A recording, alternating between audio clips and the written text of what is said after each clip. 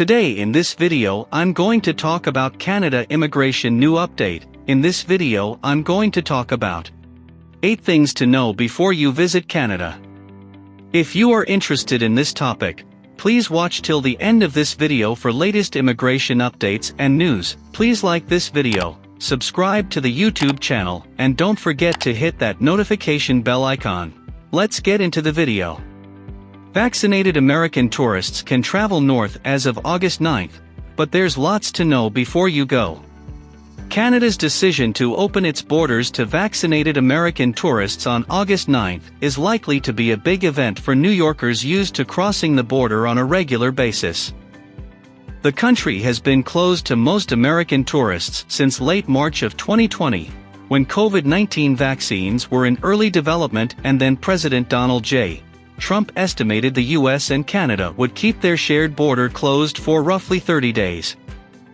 Nearly 17 months later, and with a number of restrictions still in place, the Canadian government will start to allow entry to American citizens or permanent residents who can prove they are fully vaccinated against COVID-19 with jabs from Johnson & Johnson, Pfizer-BioNTech, Moderna or AstraZeneca Oxford. "We've had a lot of queries here about, what are the requirements," said Gary Douglas, President and CEO of the North Country Chamber of Commerce, which serves a region along New York's long border with Canada.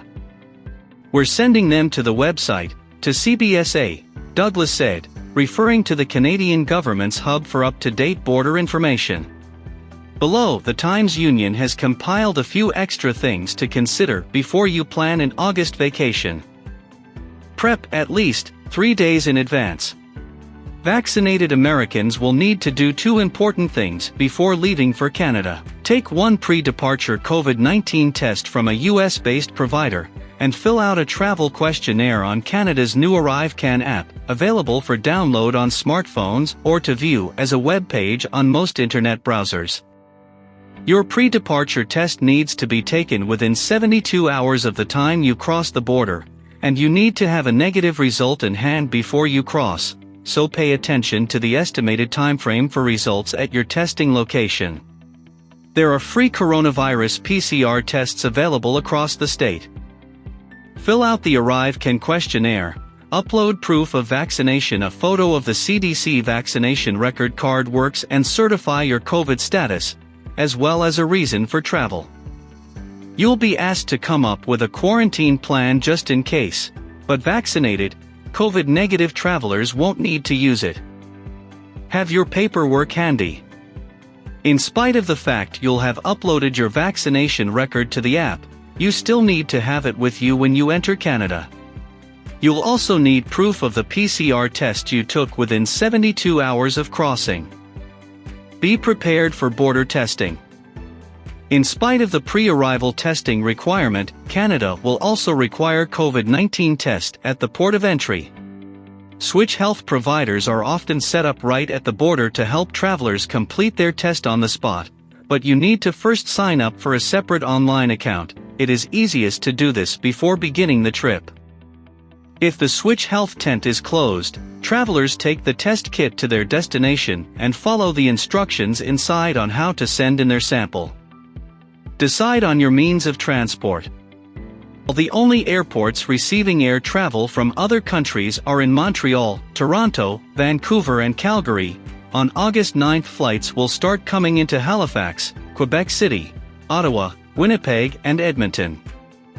In mid-July, Air Canada announced that its cross-border summer schedule would include 34 US destinations.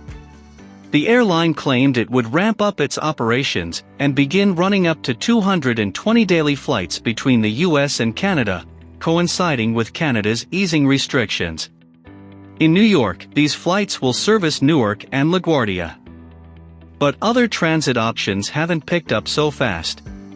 The Adirondack train, which used to run from Manhattan to Montreal, is not crossing the border yet, though Amtrak spokesperson Jason Abrams said they are working closely with Canadian officials on a procedure for resumption.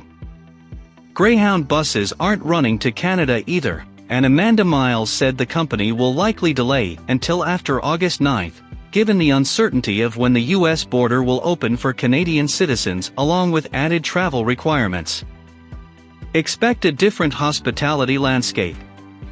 While Canada did see in-country tourism during the pandemic, its tight border measures have meant few international travelers were able to enter the country. Hotels and other hospitality industry staples have felt the hit.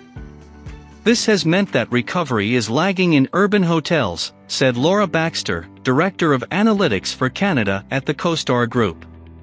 Come August, I do think that prices will be on an upward trajectory, but still very much down from what Americans are used to paying, she said. Baxter added that some hotels have not been able to open fully because of staff shortages, while others were more lucky, and in some cases, specific facilities within a hotel or destination are closed, or offering modified services due to ongoing pandemic restrictions. You may just want to double-check, so that you don't arrive and are disappointed that one of the restaurants you were looking forward to is closed, or something like that, Baxter said. Book your experiences early. Calling well ahead of time to book any experiences you hope to have while in Canada. Many tourism-related businesses are operating at a limited capacity, Baxter said. I think reservations are great. For a restaurant, or obviously a hotel, or any cultural attractions, museums, and that type of thing, most you have to book ahead now. Check local regulations and events. Each province in Canada has its own pandemic restrictions in place, which also means they each have different activities and possibilities for tourists and travelers. Destination Canada, which promotes tourism to the country at a federal level, put together a province-by-province guide to help visitors navigate the differences. Anyone considering travel within Canada should be aware of local restrictions and health guidelines, said Marcia Walden, the group's president and CEO. Local rules on gatherings have affected key tourist attractions, including the famous summer festivals across Quebec and Ontario. While some are still going ahead, including a rescheduled Montreal Jazz Festival that is expected to run outdoors in September with many of its indoor shows postponed another year, others are all virtual or simply cancelled. Dave McNeil, CEO of Festivals and Events Ontario, said most of his province's larger in-person festivals have been cancelled given the lack of certainty over what will be allowed. In Ontario, we're in what they're calling Stage 3, which allows some festivals, especially outdoors, to open up to 75% of their capacity to a maximum of 5,000 people, if they're physically distanced, McNeil said. But he added that so far, the local and community-based festivals have been the first to come back. The Toronto Blue Jays, on the other hand, are starting their first baseball series at Rogers Centre since the pandemic began, where a limited crowd of up to 15,000 fans will be able to cheer in person. Pack your masks. Each province has different COVID-19 restrictions. The country's population over 12 years old has a comparably high vaccination rate, according to Destination Canada.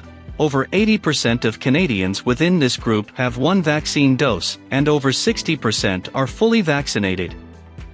But provincial governments have kept certain restrictions going, including capacity limits, and in many places, indoor mask mandates. A lot of Canadian restaurants and attractions have been spilling out onto the streets, however, with an explosion of outdoor dining in cities like Montreal.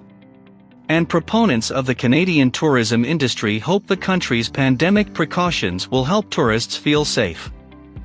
Americans can feel confident in making travel plans, said Marcia Walden, Destination Canada's president and CEO. Tourism businesses throughout Canada invested billions in health and hygiene protocols, retraining staff, and reconfiguring experiences to prepare for reopening to Canadians and to international visitors. With shifting restrictions in each destination, travelers would be wise to check the rules in the places they'd like to visit. And while public hand sanitizer dispensers have become ubiquitous, visitors will want to carry their masks. Hopefully the details and information is presented in this video is helpful. Canada Immigration News Channel will be releasing a new video when new information is available on any of these updates or requirements. If you have not subscribed, please like this video and subscribe to the channel. Don't forget to click on that notifications bell icon. See you sooner in next new immigration video.